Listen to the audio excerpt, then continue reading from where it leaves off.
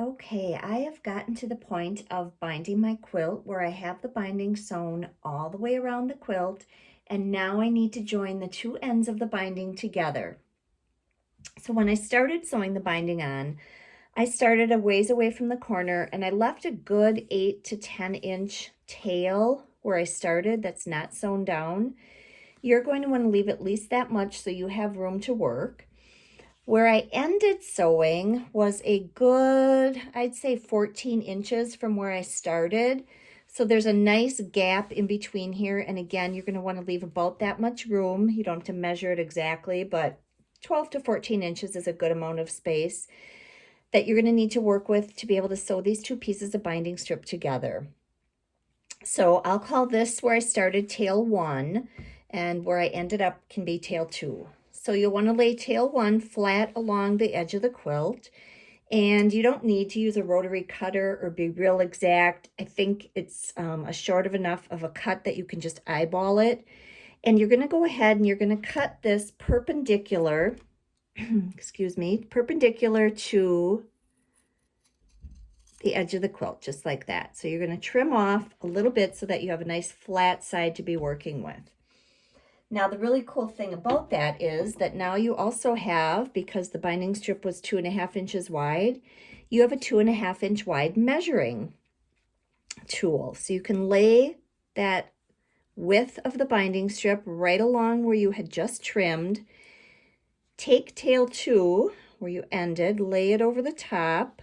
Make sure you have that all lined up good yet. And now you are going to trim tail 2, 2.5 inches overlapping where you had trimmed tail 1, just like that. So again, you don't need to measure it. You can be accurate enough just cutting with your scissors. I always wonder what I'm going to do with those tails that I trim off. Sometime I'll use them in some type of scrappy project.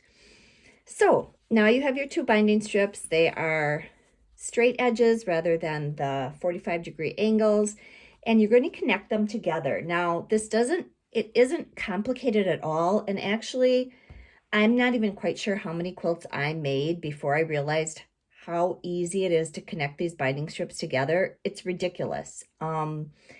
But somehow when I was reading directions in quilt patterns or in books, I just could not figure it out. And once the light bulb went off, it was just ridiculous how easy it is. So you're going to put these together right sides. And this is why you want a little bit of room in between, because it's going to pucker up so you can get them together good.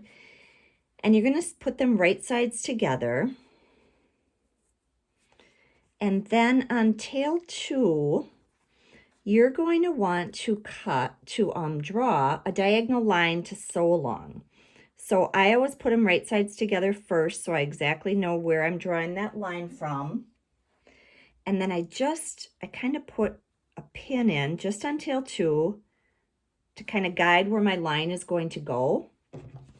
Then set them back down again. And I just use a straight edge and a fine pencil to draw my 45-degree line, my diagonal line. This is what you're going to sew along. Once you get that lined up, 45-degree mark on your ruler is where you're going to put the end of the quilt binding up to. So you can go ahead and remove that little guide pin and just draw a real light diagonal line all the way along. This will be your stitching line. It doesn't have to be dark at all. You're going to be able to see it just fine. So to pin these together, you'll want to take your tail 1 and just kind of face it right side out, facing down.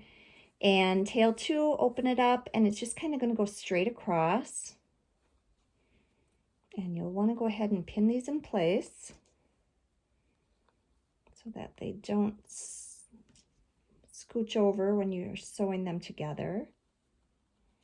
And then you're going to go ahead and sew right along that diagonal line. So the reason that you leave such long tails is that you have room to work with to join these two ends together. So like I said, you're going to sew right along the diagonal line. Work my hand around the camera here so it's not in your way. And then once you start, you can remove that first pin right away. Notice I still have my walking foot on. That's okay. I want it on when I finish sewing the rest of the continuous binding to the quilt top. There. And now you remove it from the machine, and I always like to measure twice, cut once. So I will fold the binding back down on itself. We're going to go back in and we're going to trim that edge. But here's at the point where you want to just really lay your quilt out again and make sure that the continuous binding strip that you just sewed together lies nice and flat, and it should be a perfect match to where you need to finish sewing it to the edge of the quilt top. And so once you know that it's okay, then you can go ahead and open that back up again, those two ends that you just joined together. And you can just use your scissors and trim about a 1/4 inch or so away from the seam. Just like that. Trim my threads as well. Set that aside. And then you want to just finger press that seam open so that it will lay nice and flat.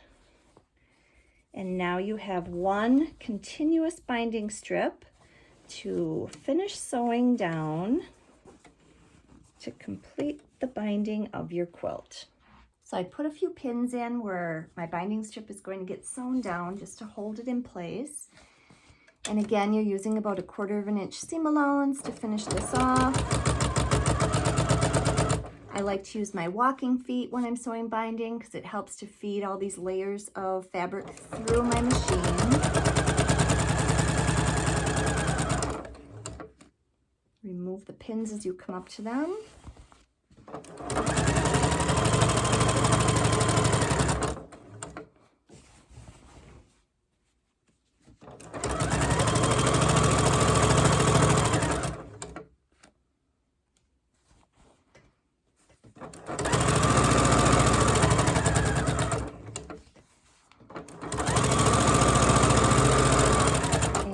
Come right out to where you started sewing that very first beginning part of the binding strip on.